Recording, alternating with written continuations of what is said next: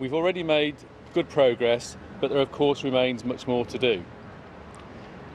We are making significant progress now in identifying the 3 attackers and confirming the fact that there were no other suspects at the scene when the attack was carried out.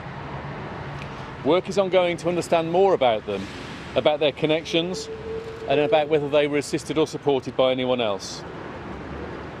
As I think you're aware, there are searches ongoing in East London and 12 arrests have already been made.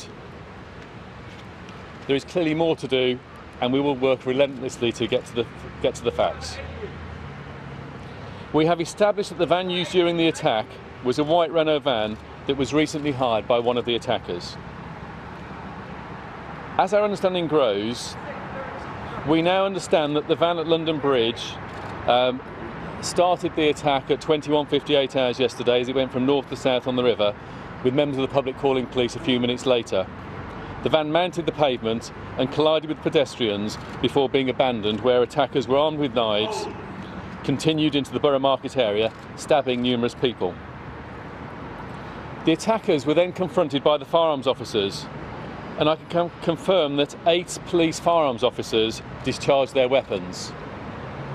Whilst this will be subject to an investigation by the IPCC, our initial assessment is in the region of 50 rounds, in the region of 50 bullets were fired by those 8 officers.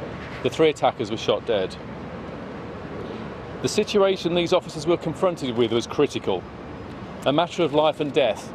3 armed men wearing what appeared to be suicide belts. They had already attacked and killed members of the public and had to be stopped immediately.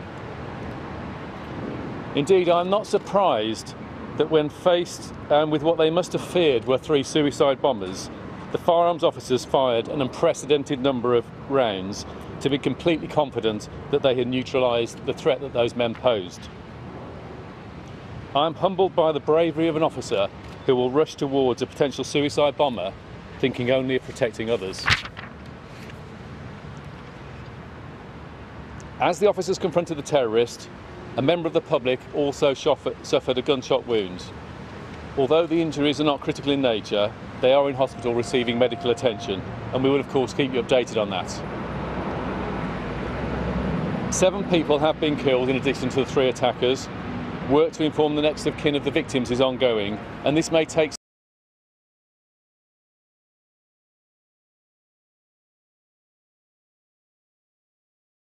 suffering from a range of injuries. Some of these are extremely serious, and 21 remain in critical condition. You will have heard today about the British Transport Police officer who sustained injuries in the attack, responding to the incident. I can also confirm that an off-duty Metropolitan Police officer based on Southwark Borough was caught up in the attack. Fortunately, he has not suffered life-threatening injuries. He remains in hospital. The investigation team are taking statements from hundreds of witnesses, and I again appeal to anybody with information or footage on the incident to make contact with the police. The cordons in place around London Bridge and around Borough Market area will remain in place for a little while yet, and we'd encourage the public to avoid the area whilst our investigation continues. This is likely to have some impact on travel arrangements in the first part of tomorrow morning, and we'd ask everyone to check with their travel operators and seek alternate routes where necessary. Now, the public can expect to see additional police, both armed and unarmed, across the capital over forthcoming days, and our security plans and policing plans for forthcoming events are being reviewed. You will also see increased physical measures in order to keep the public safe on London's bridges. Finally, I ask the public to remain calm but vigilant, and if you see anything suspicious, no matter how insignificant you think it might be, please don't hesitate to contact the police, either on 999 or the anti-terrorism hotline 0800 789 321. I'll take a couple of questions. Do you think all the main perpetrators were shot dead by your officers? We're increasingly confident that this attack was conducted by 3 individuals. Clearly we need to establish whether there's any associates or anyone else involved in the planning.